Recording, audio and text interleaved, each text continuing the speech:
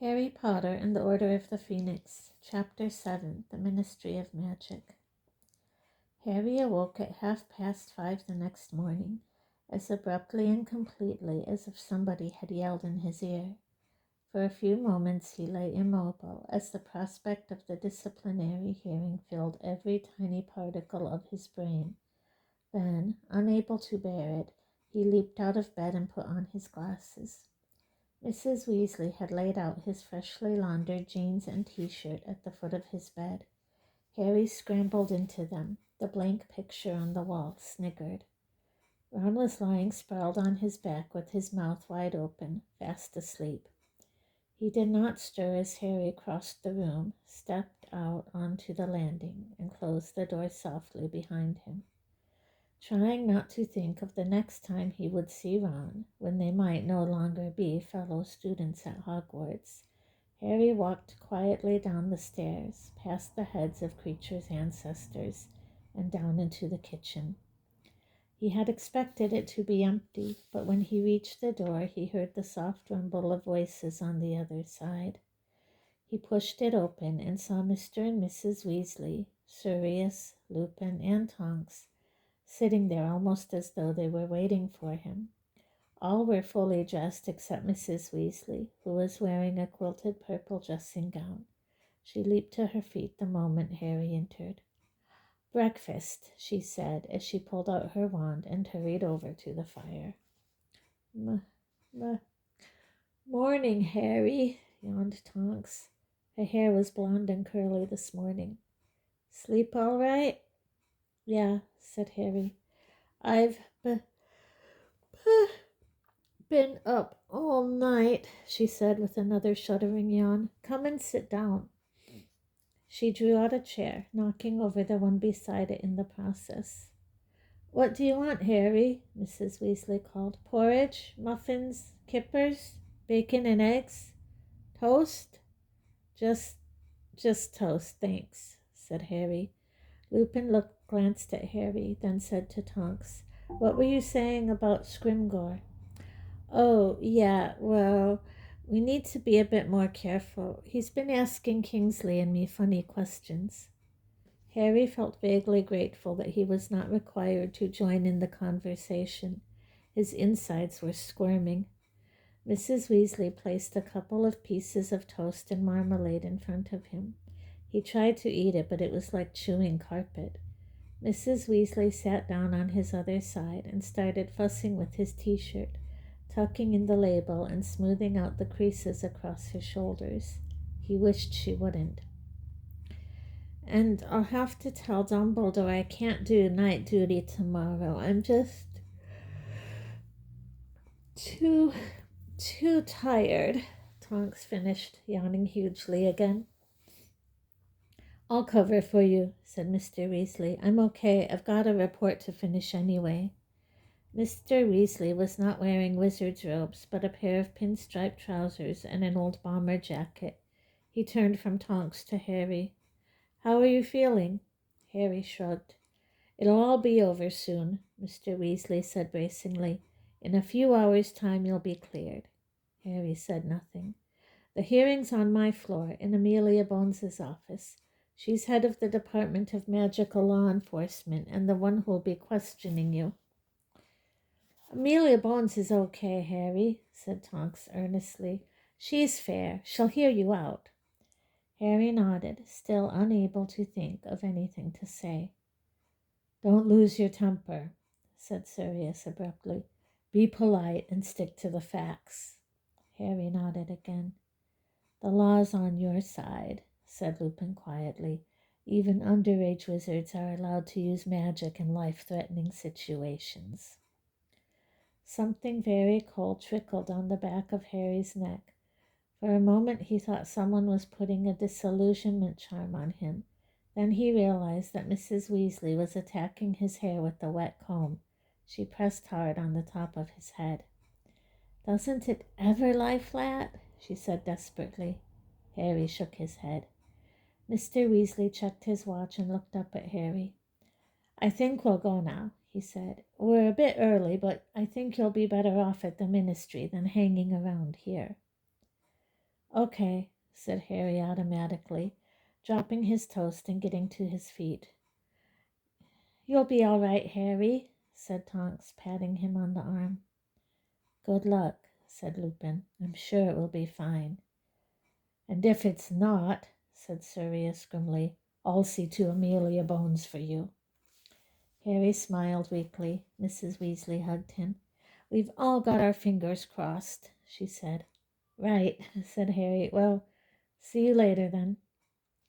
He followed Mr. Weasley upstairs and along the hall. He could hear Sirius's mother grunting in her sleep behind her curtains. Mr. Weasley unbolted the door, and they stepped out into the cold grey dawn. You don't normally walk to work, do you? Harry asked him as they set off briskly around the square.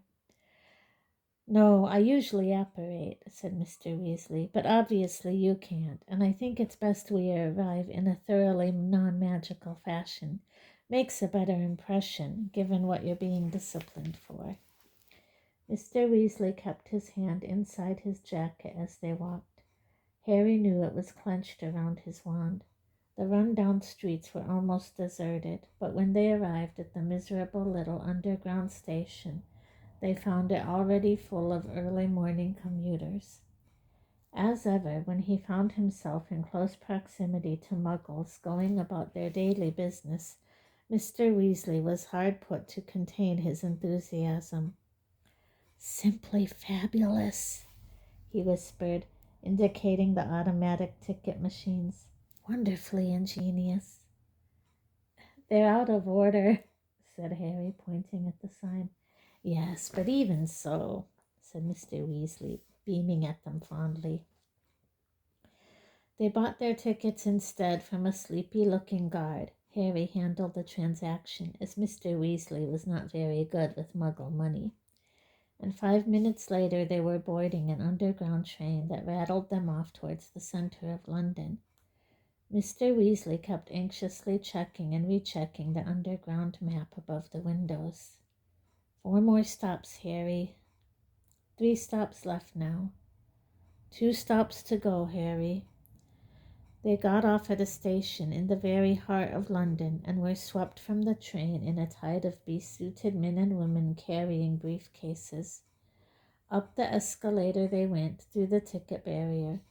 Mr. Weasley delighted with the way the style swallowed his ticket, and emerged onto a broad street lined with imposing-looking buildings and already full of traffic.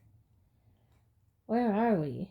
Said Mr. Weasley blankly, and for one heart-stopping moment Harry thought they had got off at the wrong station, despite Mr. Weasley's continual references to the map. But a second later he said, Ah, yes, this way, Harry, and led him down a side road. Sorry, he said, but I never come by train, and it all looks rather different from a Muggle perspective. As a matter of fact, I've never even used the visitor's entrance before. The further they walked, the smaller and less imposing the buildings became, until finally they reached a street that contained several rather shabby-looking offices, a pub, and an overflowing skip. Harry had expected a rather more impressive location for the Ministry of Magic. Here we are, said Mr. Weasley brightly, pointing at an old red telephone box, which was missing several panes of glass and stood before a heavily graffitied wall. After you, Harry. He opened the telephone box door. Harry stepped inside, wondering what on earth this was about.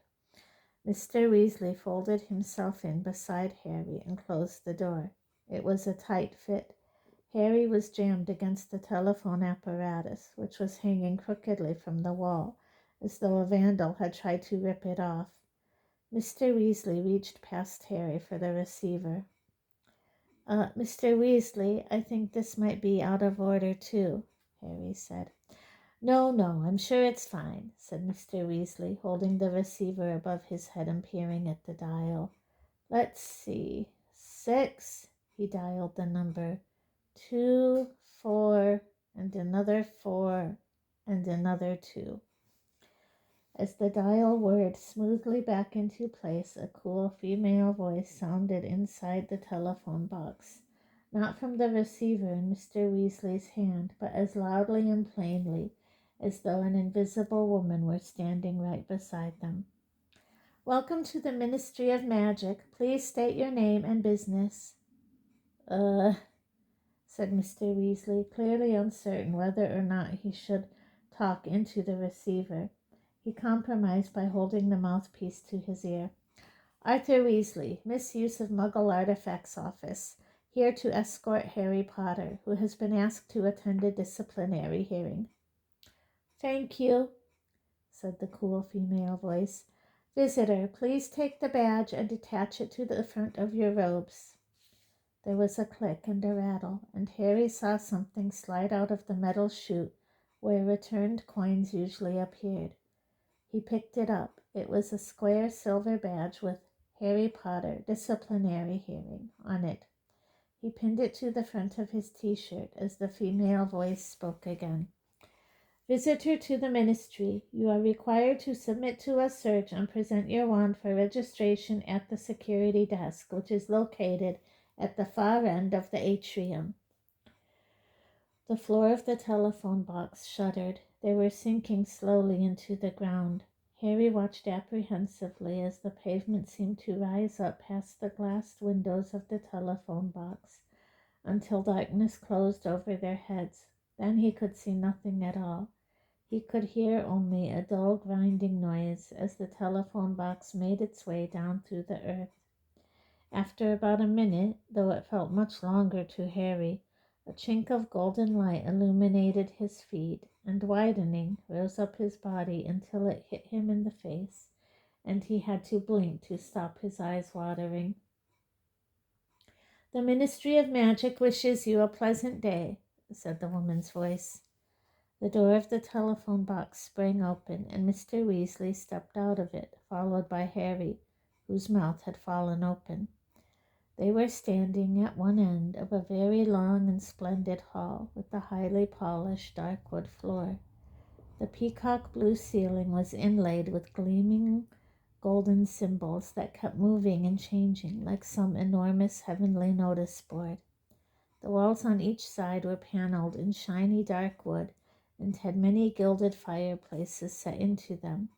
Every few seconds a witch or wizard would emerge from one of the left-hand fireplaces with a soft whoosh. On the right-hand side, short queues were forming before each fireplace, waiting to depart.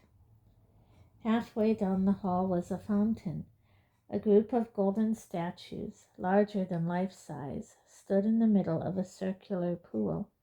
Tallest of them all was a noble-looking wizard with his wand pointing straight up in the air.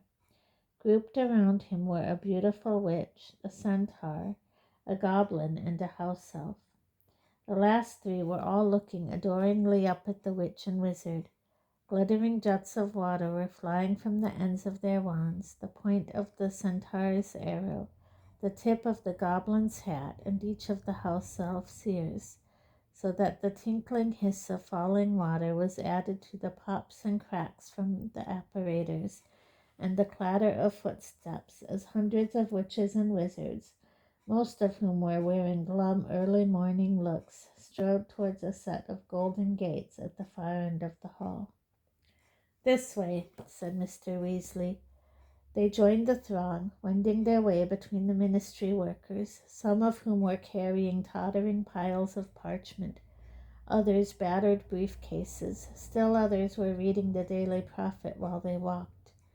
As they passed the fountain, Harry saw silver sickles and bronze canutes glinting up at him from the bottom of the pool. A small smudged sign beside it read, "All proceeds from the Fountain of Magical Brethren will be given to St. Mungo's Hospital for magical maladies and injuries." "If I'm not expelled from Hogwarts, I'll put in 10 galleons," Harry found himself thinking desperately. "Over here, Harry," said Mr. Weasley, and they stepped out of the stream of ministry employees heading for the Golden Gates. Seated at a desk to the left, beneath a sign saying "Security," a badly shaven wizard in peacock blue robes looked up as they approached and put down his Daily Prophet. "I'm escorting a visitor." said Mr. Weasley, gesturing towards Harry. "Step over here," said the wizard in a bored voice.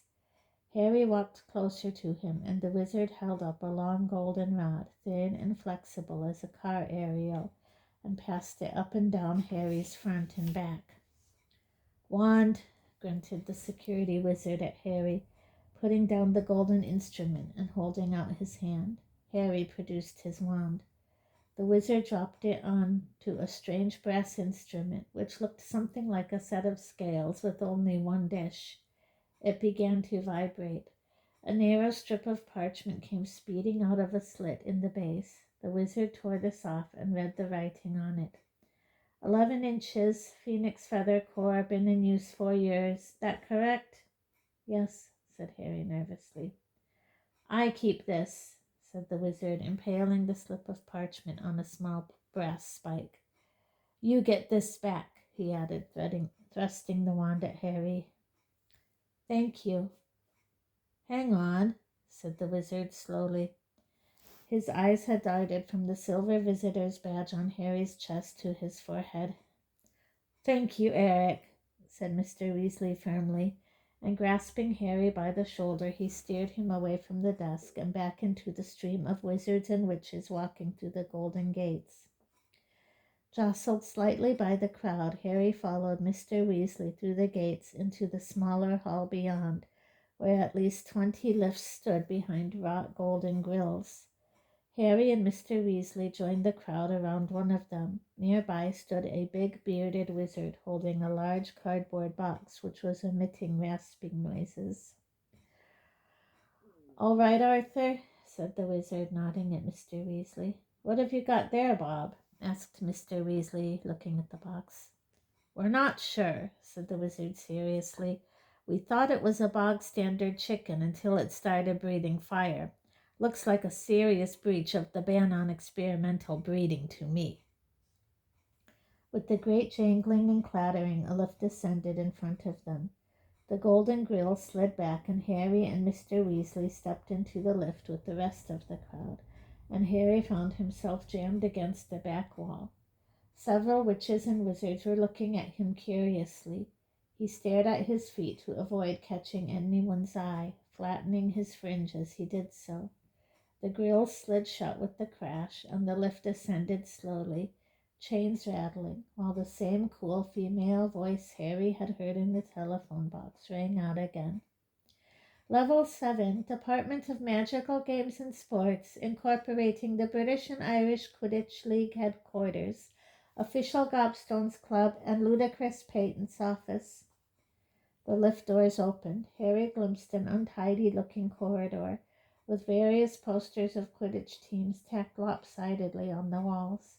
One of the wizards in the lift, who was carrying an armful of broomsticks, extricated himself with difficulty and disappeared down the corridor. The doors closed. The lift juddered upwards again, and the woman's voice announced, "Level 6, Department of Magical Transportation, incorporating the Flu Network Authority, Broom Regulatory Control, Portkey Office, and Apparition Test Center." Once again the lift doors opened, and 4 or 5 witches and wizards got out at the same time. Several paper airplanes swooped into the lift. Harry stared up at them as they flapped idly around above his head. They were a pale violet color, and he could see Ministry of Magic stamped along the edge of their wings. "Just interdepartmental memos," Mr. Weasley muttered to him. "We used to use owls, but the mess was unbelievable. Droppings all over the desks." As they clattered upwards again, the memos flapped around the lamp, swaying from the lift ceiling. "Level 5, Department of International Magical Cooperation, incorporating the International Magical Trading Standards Body, the International Magical Office of Law, and the International Confederation of Wizards, British seats." When the doors opened, 2 of the memos zoomed out with a few more of the witches and wizards, but several more memos zoomed in so that the light from the lamp flickered and flashed overhead as they darted around it. Level 4, Department for the Regulation and Control of Magical Creatures, incorporating Beast, Being, and Spirit divisions, Goblin Liaison Office, and Pest Advisory Bureau. Excuse, said the wizard, carrying the fire-breathing chicken, and he left the lift, pursued by a little flock of memos. The doors clanged shut yet again. Level 3, Department of Magical Accidents and Catastrophes, including the Accidental Magic Reversal Squad, Obliviator Headquarters, and Muggle-Worthy Excuse Committee. Everybody left the lift on this floor except Mr. Weasley, Harry, and a witch who was reading an extremely long piece of parchment that was trailing on the floor. The remaining memos continued to soar around the lamp as the lift juddered upwards again. Then the doors opened and the voice made its announcement. Level 2, Department of Magical Law Enforcement, including the Improper Use of Magic Office, Auror Headquarters, and Wizengamot Administration Services. This is us, Harry, said Mr. Weasley, and they followed the witch out of the lift into a corridor lined with doors. My office is on the other side of the floor. Mr. Weasley, said Harry as they passed a window through which sunlight was streaming. Aren't we still underground? Yes, we are, said Mr. Weasley. Those are enchanted windows. Magical maintenance decide what weather we'll get every day. We had 2 months of hurricanes last time. They were angling for a pay rise. Just round here, Harry. They turned a corner, walked through a pair of heavy oak doors, and emerged in a cluttered open area divided into cubicles, which was buzzing with talk and laughter. Memos were zooming in and out of cubicles like miniature rockets. A lopsided sign on the nearest cubicle read, Auror Headquarters. Harry looked surreptitiously through the doorways as they passed. The Aurors had covered their cubicle walls with everything from pictures of wanted wizards and photographs of their families to posters of their favorite Quidditch teams and articles from the Daily Prophet. A scarlet-robed man with a ponytail longer than Bill's was sitting with his boots up on his desk, dictating a report to his quill. A little further along, a witch with a patch over one eye was talking over the top of her cubicle wall to Kingsley Shacklebolt. Morning, Weasley, said Kingsley carelessly as they drew nearer. I've been wanting a word with you. Have you got a second? Yes, if it is a second, said Mr. Weasley. I'm in rather a hurry. They were talking as though they hardly knew each other, and when Harry opened his mouth to say hello to Kingsley, Mr. Weasley stood on his foot. They followed Kingsley along the row and into the very last cubicle. Harry received a slight shock. Blinking down at him from every direction was Sirius's face. Newspaper cuttings and old photographs, even the one of Sirius being best man at the Potter's wedding, papered the walls. The only Sirius free space was a map of the world in which little red pins were glowing like jewels. Here, said Kingsley brusquely to Mr. Weasley, shoving a sheaf of parchment into his hand. I need as much information as possible on flying Muggle vehicles sighted in the last 12 months. We've received information that Black might still be using his old motorcycle. Kingsley tipped Harry an enormous wink and added in a whisper, Give him the magazine. He might find it interesting. Then he said in normal tones, And don't take too long, Weasley. The delay on that Firelegs report held our investigation up for a month. If you have read my report, you would know that the term is firearms, said Mr. Weasley coolly, and I'm afraid you'll have to wait for information on motorcycles. We're extremely busy at the moment. He dropped his voice and said, If you can get away before 7, Molly's making meatballs. He beckoned to Harry and led him out of Kingsley's cubicle, through a second set of oak doors, into another passage, turned left, marched along another corridor, turned right into a dimly lit and distinctly shabby corridor, and finally reached a dead end, where a door on the left stood ajar, revealing a broom cupboard, and a door on the right bore a tarnished brass plaque reading, Misuse of Muggle Artifacts. Mr. Weasley's dingy office seemed to be slightly smaller than the broom cupboard. 2 desks had been crammed inside it, and there was hardly space to move around them because of all the overflowing filing cabinets lining the walls, on top of which were tottering piles of files. The little wall space available bore witness to Mr. Weasley's obsessions: several posters of cars, including one of a dismantled engine, 2 illustrations of post boxes he seemed to have cut out of Muggle children's books, and a diagram showing how to wire a plug. Sitting on top of Mr. Weasley's overflowing in-tray was an old toaster that was hiccuping in a disconsolate way, and a pair of empty leather gloves that were twiddling their thumbs. A photograph of the Weasley family stood beside the in-tray. Harry noticed that Percy appeared to have walked out of it. "We haven't got a window," said Mr. Weasley apologetically, taking off his bomber jacket and placing it on the back of his chair. "We've asked, but they don't seem to think we need one. Have a seat, Harry. Don't look as if Perkins is in yet." Harry squeezed himself into the chair behind Perkins's desk while Mr. Weasley riffled through the sheaf of parchment Kingsley Shacklebolt had given him. "Ah," he said, grinning as he extracted a copy of a magazine entitled The Quibbler from its midst. "Yes," he flicked through it. "Yes, he's right. I'm sure Sirius will find that very amusing. Oh dear, what's this now?" A memo had just zoomed in through the open door and fluttered to rest on top of the hiccuping toaster. Mr. Weasley unfolded it and read it aloud. "Third regurgitating public toilet reported in Bethnal Green. Kindly investigate immediately." This is getting ridiculous. A regurgitating toilet? "Anti-Muggle pranksters," said Mr. Weasley, frowning. "We had 2 last week, one in Wimbledon, one in Elephant and Castle. Muggles are pulling the flush, and instead of everything disappearing, well, you can imagine.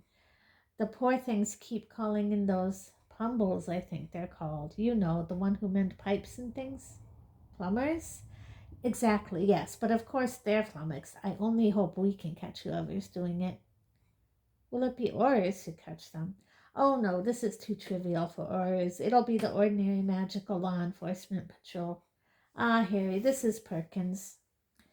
A stooped, timid-looking old wizard with fluffy white hair had just entered the room, panting. "Oh, Arthur," he said desperately without looking at Harry. "Thank goodness. I didn't know what to do for the best, whether to wait here for you or not. I've just sent an owl to your home, but you've obviously missed it. An urgent message came in 10 minutes ago." "I know about the regurgitating toilet," said Mr. Weasley. No, it's not the toilet. It's the Potter boys' hearing. They've changed the time and venue. It starts at 8 o'clock now, and it's down in old courtroom 10. Down in old...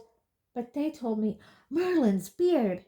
Mr. Weasley looked at his watch, let out a yelp, and leaped from his chair. "Quick, Harry, we should have been there 5 minutes ago." Perkins flattened himself against the filing cabinets as Mr. Weasley left the office at a run, Harry close on his heels. "Why have they changed the time?" Harry said breathlessly as they hurtled past the Auror cubicles. People poked their heads and stared as they streaked past. Harry felt as though he'd left all his insides back at Perkins's desk. "I've no idea, but thank goodness we got here so early. If you'd missed it, it would have been catastrophic." Mr. Weasley skidded to a halt beside the lifts and jabbed impatiently at the down button. "Come on!" The lift clattered into view, and they hurried inside. Every time it stopped, Mr. Weasley cursed furiously and pummeled the number 9 button. "Those courtrooms haven't been used in years," said Mr. Weasley angrily. "I can't think why they're doing it down there, unless... But no." A plump witch carrying a smoking goblet entered the lift at that moment, and Mr. Weasley did not elaborate. "The atrium," said the cool female voice, and the golden grill slid open, showing Harry a distant glimpse of the golden statues in the fountain. The plump witch got out, and a sallow-skinned wizard with a very mournful face got in. "Morning, Arthur," he said in a sepulchral voice as the lift began to descend. "Don't often see you down here." "Urgent business, Bode," said Mr. Weasley, who was bouncing on the balls of his feet and throwing anxious looks over at Harry. "Ah, yes," said Bode, surveying Harry unblinkingly. "Of course." Harry barely had a motion to spare for Bode, but his unfaltering gaze did not make him feel any more comfortable. "Department of Mysteries," said the cool female voice, and left it at that. "Quick, Harry," said Mr. Weasley as the lift doors rattled open and they sped up a corridor that was quite different from those above. The walls were bare. There were no windows and no doors, apart from a plain black one set at the very end of the corridor. Harry expected them to go through it, but instead Mr. Weasley seized him by the arm and dragged him to the left, where there was an opening leading to a flight of steps. Down here, panted Mr. Weasley, taking 2 steps at a time. "The lift doesn't even come down this far. Why they're doing it down there, They reached the bottom of the steps and ran along yet another corridor, which bore a great resemblance to the one that led to Snape's dungeon at Hogwarts, with rough stone walls and torches and brackets. The doors they passed here were heavy wooden ones with iron bolts and keyholes. "Courtroom 10, I think. Or nearly, yes." Mr. Weasley stumbled to a halt outside a grimy dark door with an immense iron lock and slumped against the wall, clutching at a stitch in his chest. "Go on," he panted, pointing his thumb at the door. "Get in there." Aren't you coming with—" No, I'm not allowed. Good luck." Harry's heart was beating a violent tattoo against his Adam's apple. He swallowed hard, turned the heavy iron door handle, and stepped inside the courtroom.